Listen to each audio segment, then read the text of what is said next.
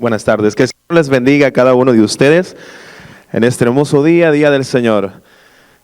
Es un glorioso día el cual nosotros celebramos. Sabemos que estamos celebrando estas épocas de Navidades, las cuales la trataremos en este día a través de la palabra del Señor.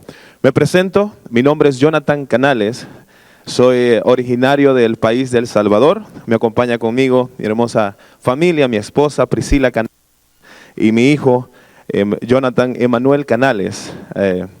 Ella de la ciudad de Sao Paulo, Brasil.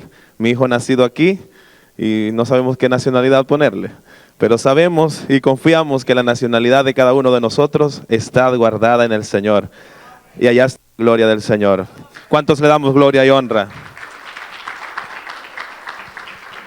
Me da mucho gusto el poder ver a cada uno de ustedes hoy aquí. Veo algunas caras que ya conozco. Me acompaña también el matrimonio nuevo de la iglesia Alfa y Omega, donde pastoreamos con el pastor Oscar. Tal vez alguno de ustedes lo conozcan allá. Él es el pastor de la iglesia y estamos fieles en la palabra del Señor. Cuando el pastor William Ortega me hizo la invitación de poder venir a compartir la palabra del Señor en este día, a esta hermosa iglesia, fue para mí un honor y un placer, y es así como me siento hoy aquí, honorado de la invitación que el hermano me hizo, pero sabiendo que era una invitación que Dios hacía para compartir la palabra del Señor con cada uno de ustedes.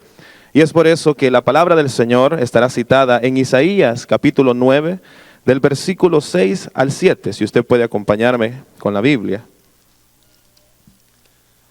Isaías capítulo 9, del versículo 6 y 7. Orándole al Señor y pidiendo dirección al Señor, en realidad pidiendo la dirección que todo expositor de la palabra del Señor debe de pedir, vino hacia mi corazón este mensaje, el cual he titulado por la gracia de Dios. La gracia de Dios. Y hablamos de Isaías 9, del capítulo 6 al 7. Y la palabra del Señor se lee en el nombre del Padre, del Hijo y de su Santo Espíritu. Si usted puede ponerse de pie solo unos segundos en reverencia a nuestro Padre Celestial, y vamos a orar para que el Señor sea quien nos dirija hoy en este día.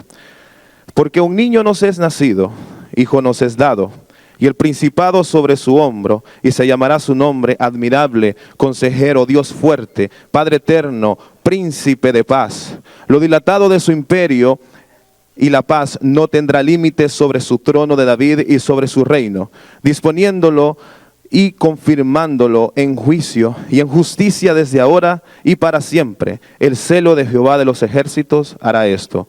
Oremos. Amado Padre Celestial, te damos las gracias, Señor, en este día. Gracias te damos, Señor, porque hemos llegado a tu casa, Señor, con el propósito de alabarte y glorificarte a ti, Señor.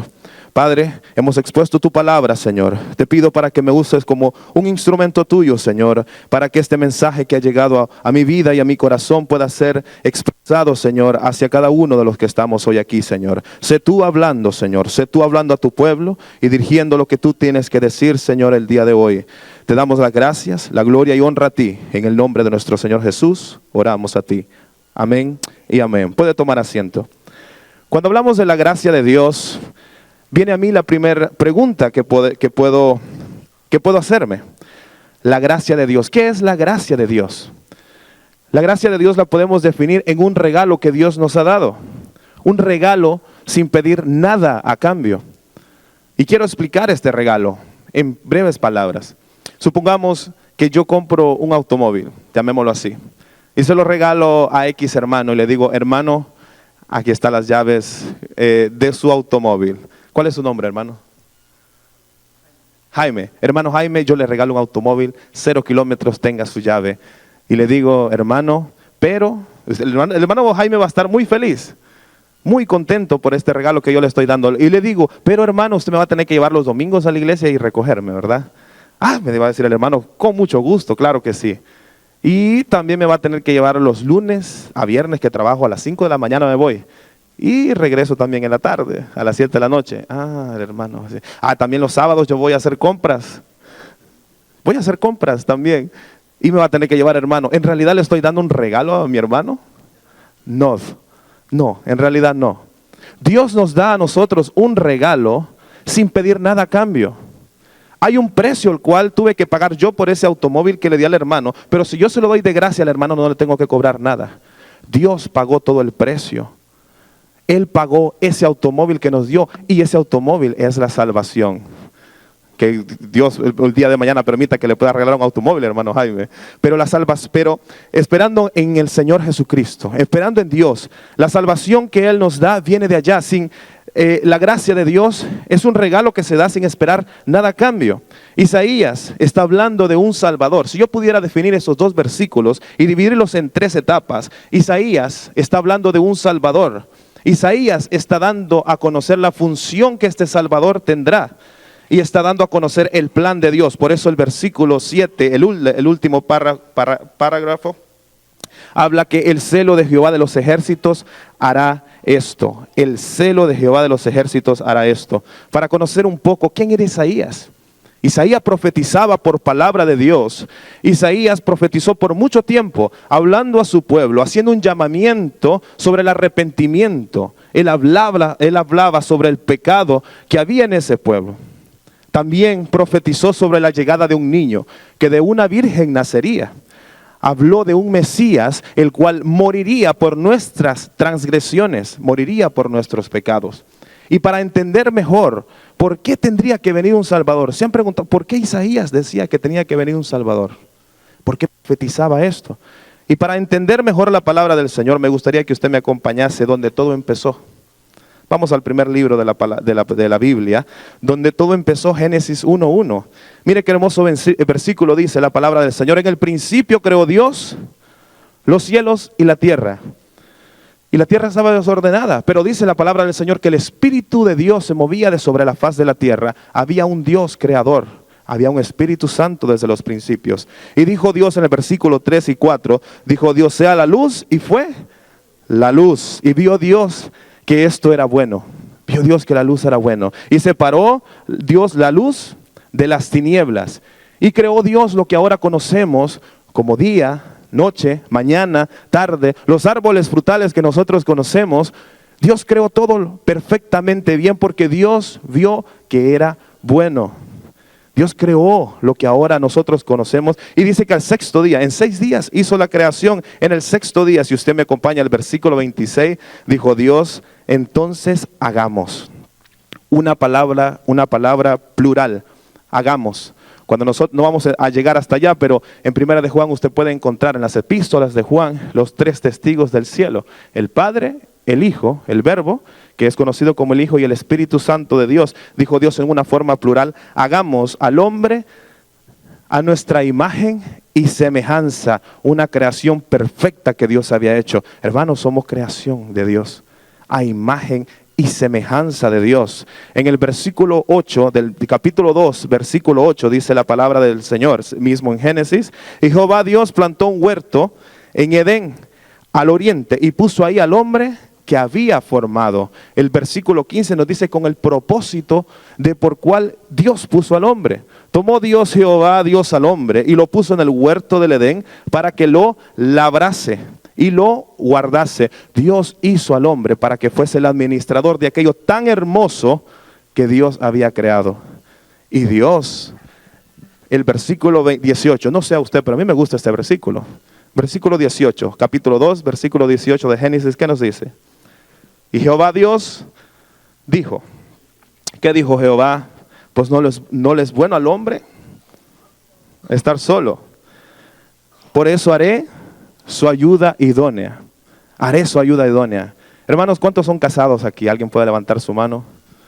¿Cuántos son casados? Amén, amén, amén. Gloria sea al Señor. ¿Usted cree lo que dice la palabra del Señor en Proverbios 18:22? El que haya esposa ha hallado el bien y ha encontrado la benevolencia de Jehová.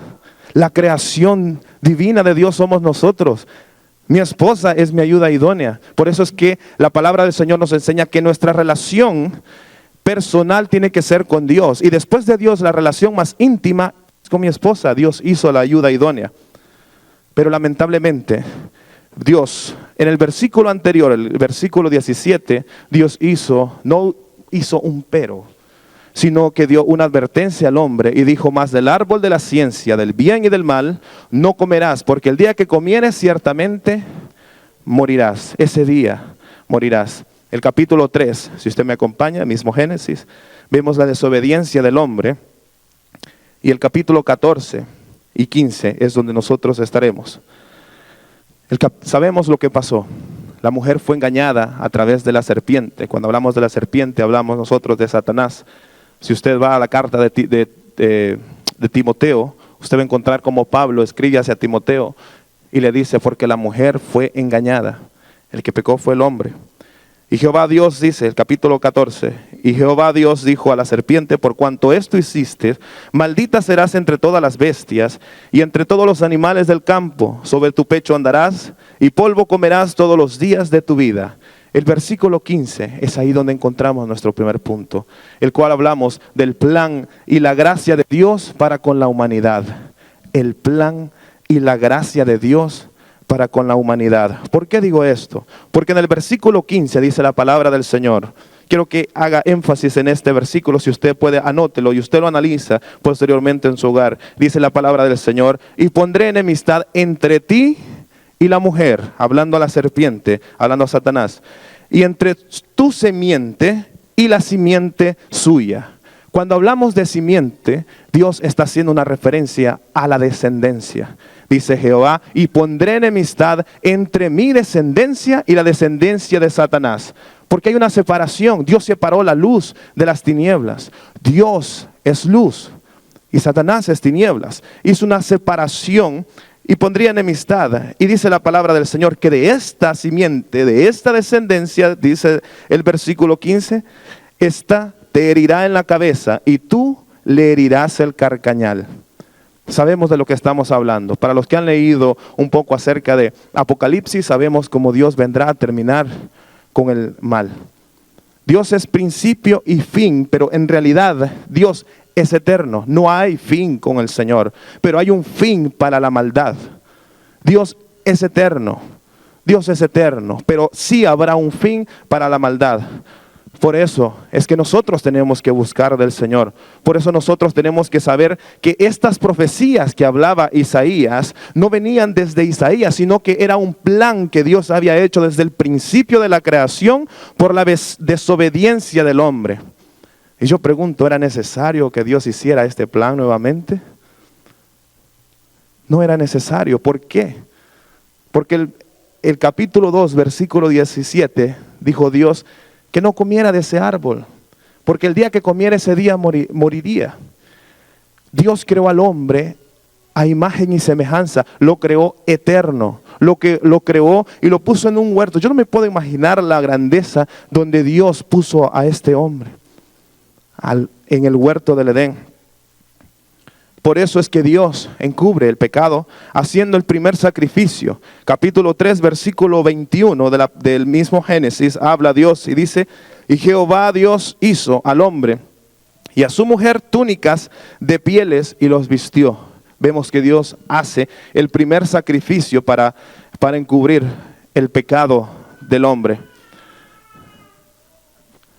La palabra del Señor nos sigue mostrando a través de los principios de la creación. Y no nos vamos a ir muy lejos. Si usted da vuelta a la página y llega a Génesis 6, capítulo 6, versículo 6, nosotros vemos que el corazón del hombre era siempre encaminado a hacer el mal. Y el mal había llegado, el pecado había llegado tan lejos que le dolió hasta el corazón. Dice la palabra del Señor en el versículo 6, y se arrepintió Jehová de haber hecho al hombre en la tierra y le dolió en su corazón.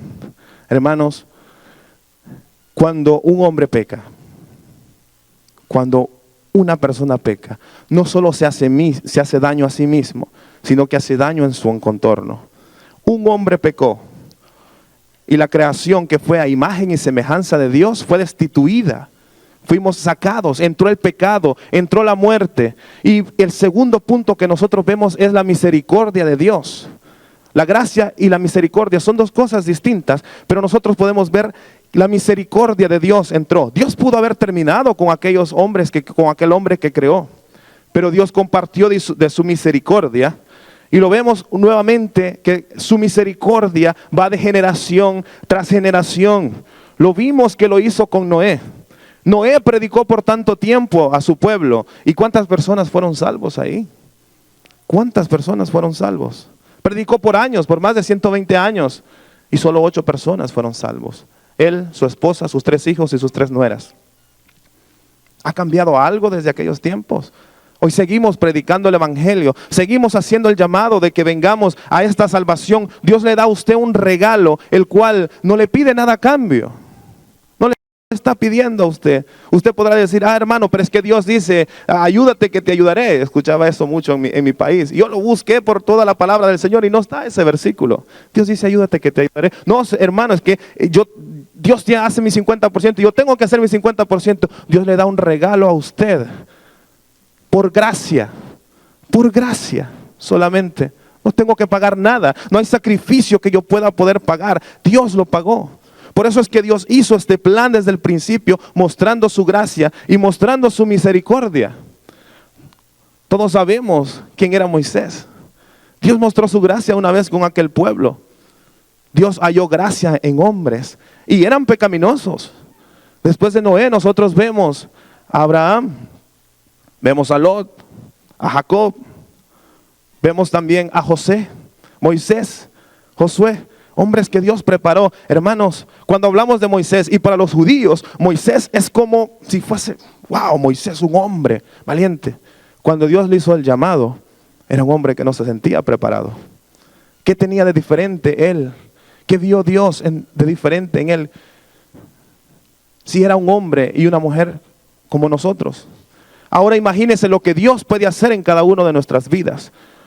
Lo que Dios puede obrar en cada una de nuestras vidas, porque Dios tiene misericordia. Y vimos su misericordia a través de todo el Antiguo Testamento. Y para mí, sabemos que el Antiguo Testamento termina con un silencio de 400 años, donde Dios mismo termina mostrando su misericordia. Si usted va al libro de Malaquías, Malaquías 4, versículos del 1 en adelante.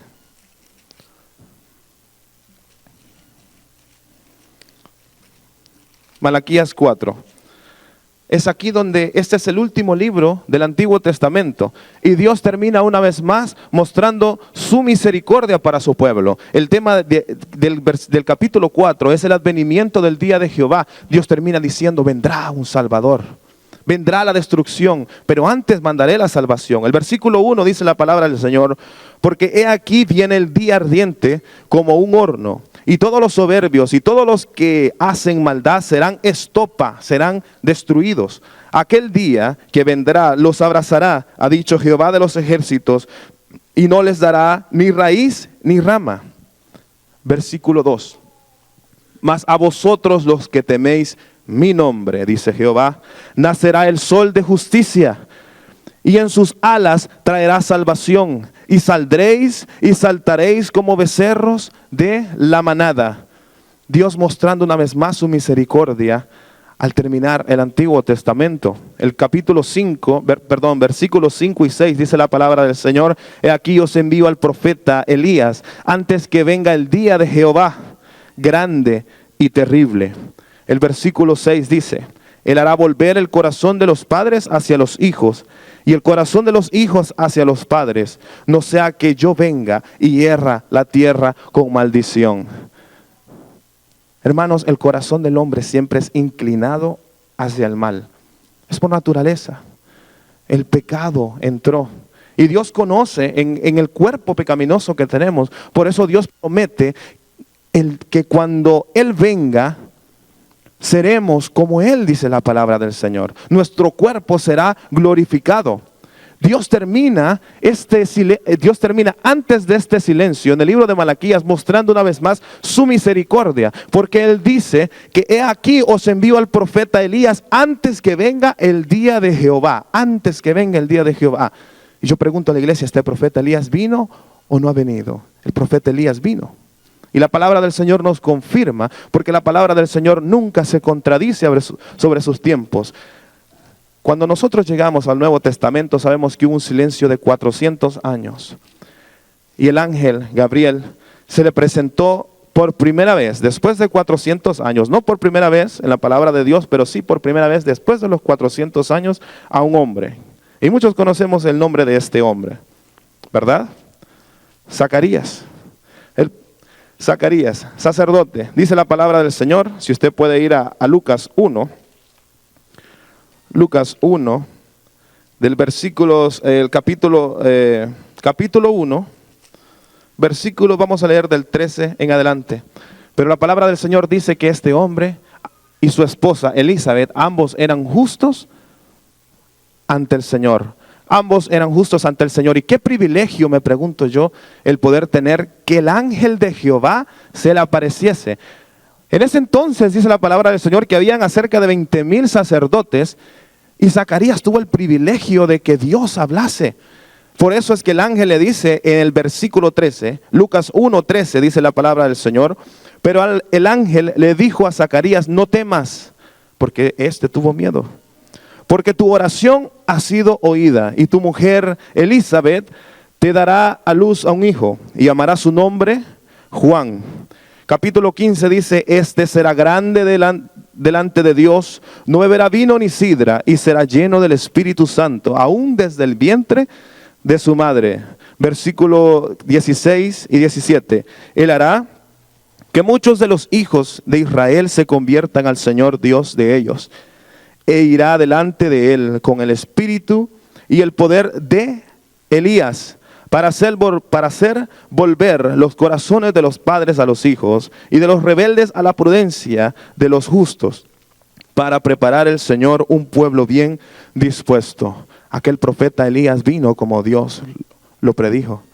Aquel profeta Elías lo dice Mateos 11:11. Si usted va a la palabra del Señor en Mateos 11:11,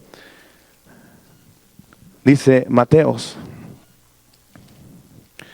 de cierto os digo, entre los que nacen de mujer no se ha levantado otro mayor que Juan el Bautista, pero el más pequeño del reino de los cielos es mayor que él. Note el versículo 13 y 14, porque todos los profetas de la ley profetizaron hasta Juan, y si queréis recibirlo, él es aquel Elías que habría de venir.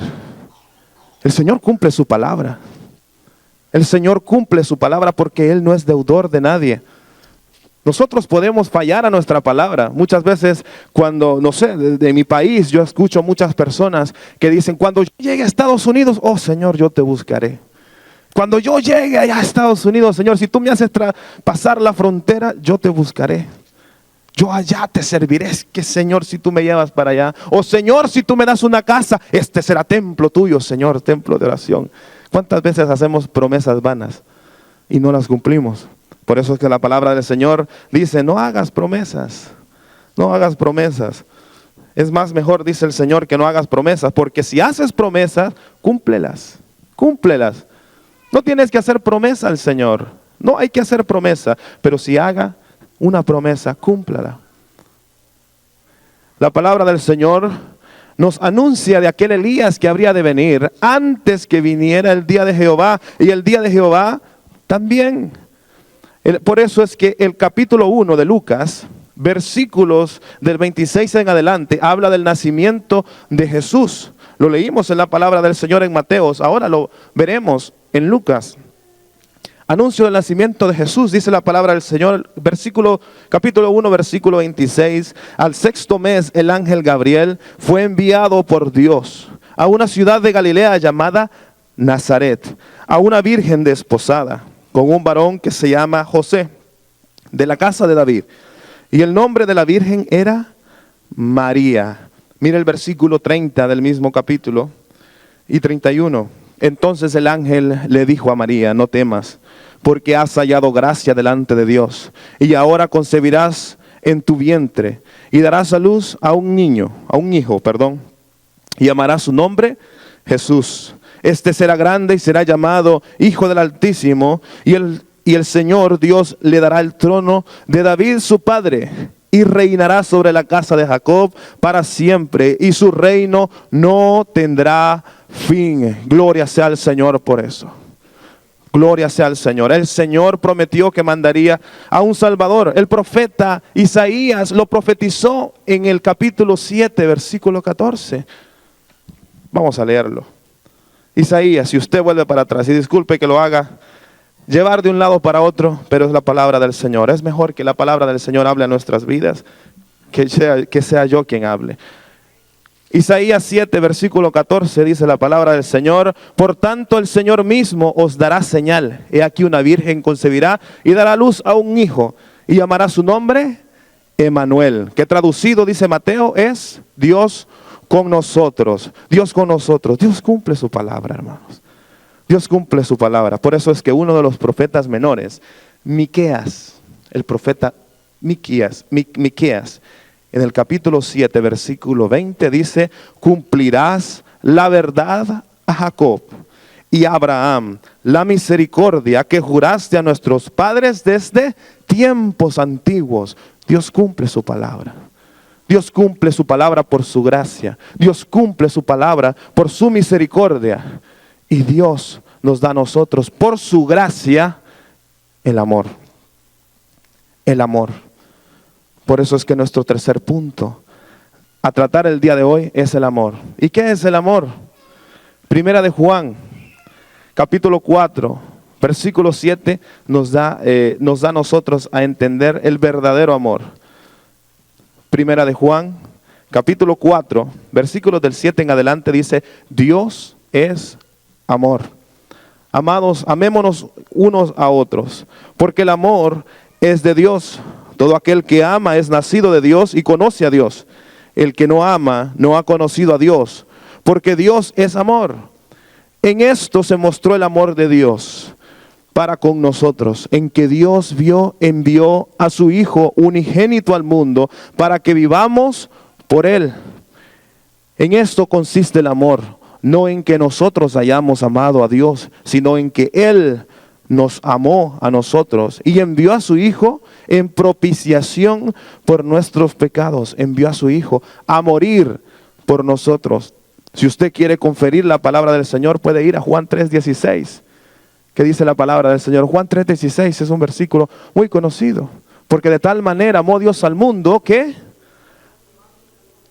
envió a su Hijo unigénito a morir al mundo, para que todo aquel que en Él cree, dice la palabra del Señor, no se pierda, mas tenga vida eterna. Ese es el amor de Dios. Su gracia es misericordia. Su gracia da amor. Primera de Corintios, dice la palabra del Señor. Primera de Corintios 13, capítulo 4, dice la palabra del Señor. En Primera de Corintios, si usted puede buscarlo, dice la palabra del Señor y nos muestra el amor que todo lo soporta. Primera de Corintios 13, versículo 4, dice la palabra del Señor. Él habla del amor que todo lo soporta. Primera de Corintios 13. Dice la palabra del Señor: el amor es sufrido, el amor es benigno. El amor no tiene envidia, el amor no es jactancioso, no se envanece, no hace nada indebido, no busca lo suyo, no se irrita, no guarda rencor, no se goza de la injusticia, más se goza de la verdad. Todo lo sufre, todo lo cree, todo lo espera, todo lo soporta. El amor nunca deja de ser. Ese es el amor de Dios. Ese es el amor de Dios, que Dios se dio en propiciación de sí mismo, sin pedirnos nada a cambio. Nunca renegó, nunca dijo: ay, este pueblo. Si Dios hubiese dicho eso, ¿cuántas veces nosotros, a veces un favor que hacemos a una persona, es: ay, es que este hermano? Dios no dijo eso. Dios vino con esa gracia y ese amor a morir por nosotros. Por eso es que el amor de Dios lo es todo. El amor de Dios es la gracia que Dios nos ha dado, ese regalo. Si yo pudiese resumir la gracia, es que Dios me da a mí lo que yo no merezco y no me da lo que en realidad yo merezco. Dios me da la salvación a mí que yo no merezco y no me da el castigo que en realidad yo merezco. Por eso es que Cristo vino a ser esa oveja. En el principio Dios encubrió el pecado del hombre a través de un siervo que mató ahí. Hubo un sacrificio en aquellos tiempos.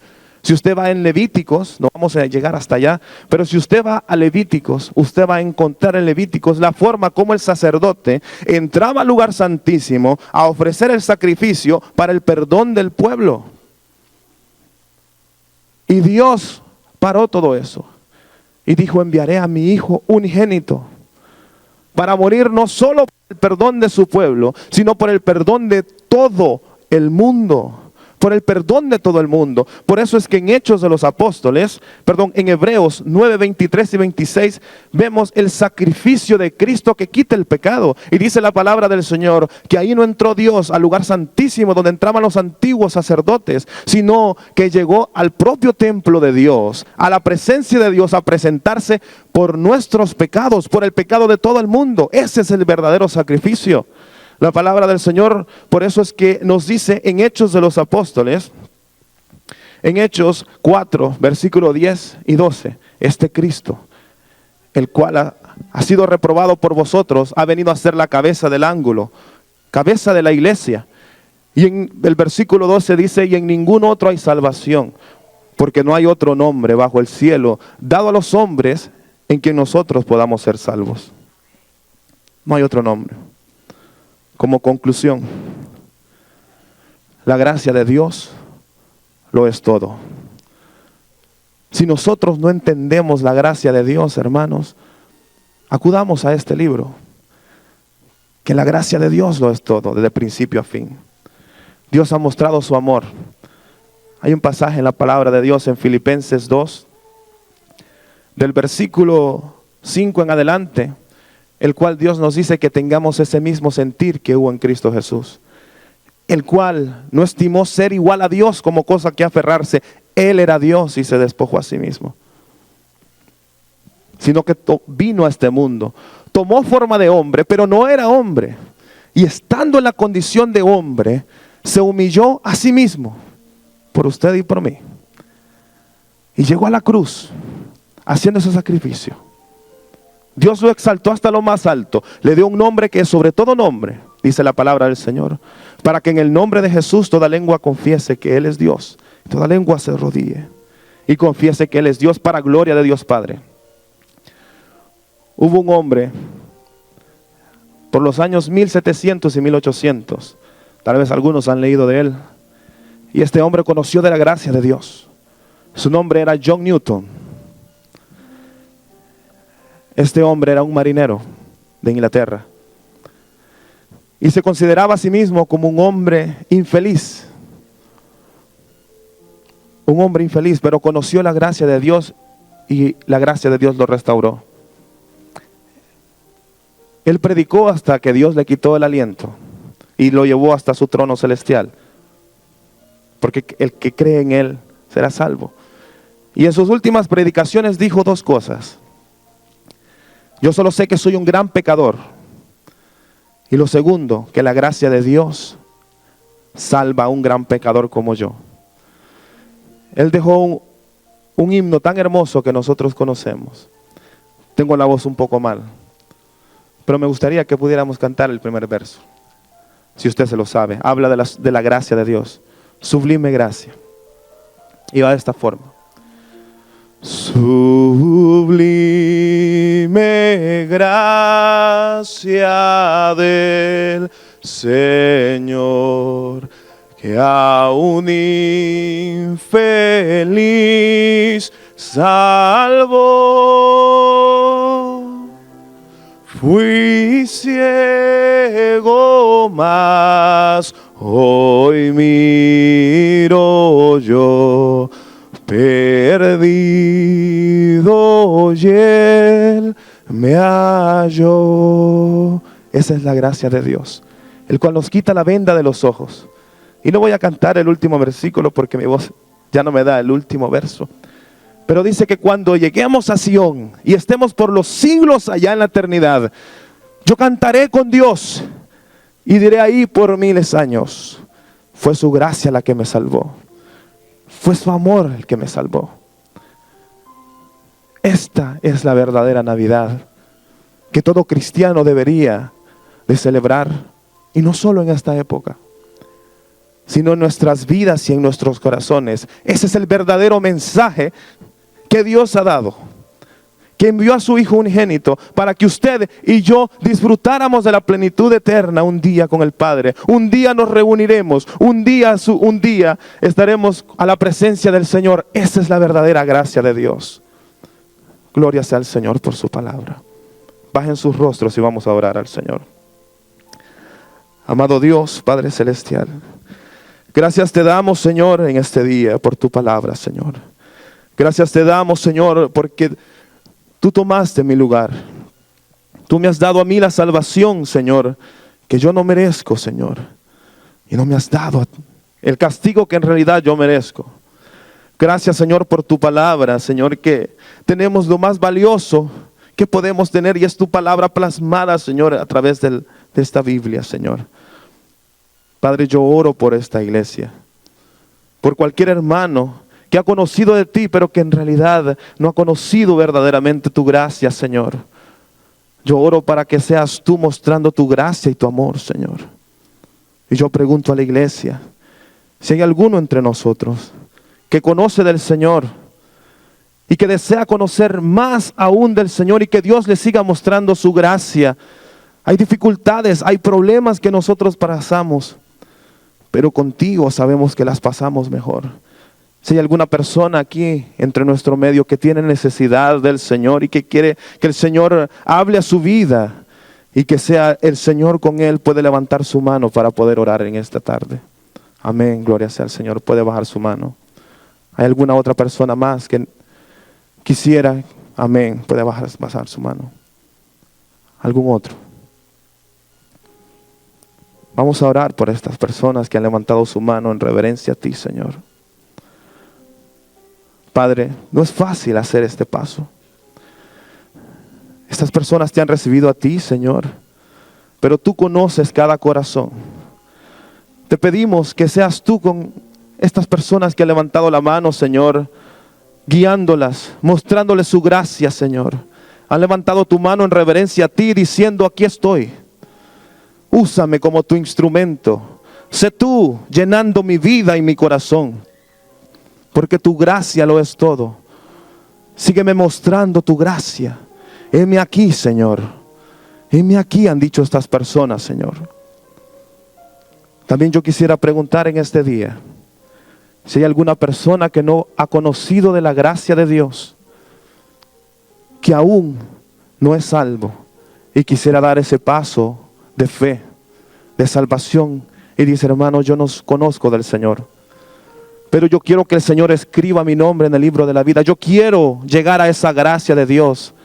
Si usted no ha recibido al Señor Jesús como Señor y Salvador, hoy es el día. Este es el momento que usted puede recibir al Señor Jesús como Señor y Salvador.